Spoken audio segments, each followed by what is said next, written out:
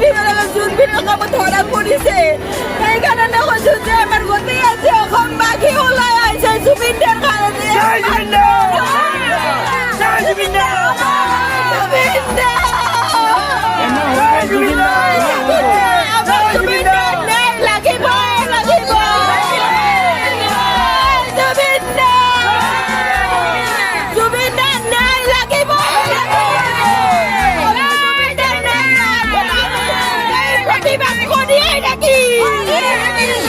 Jubinda!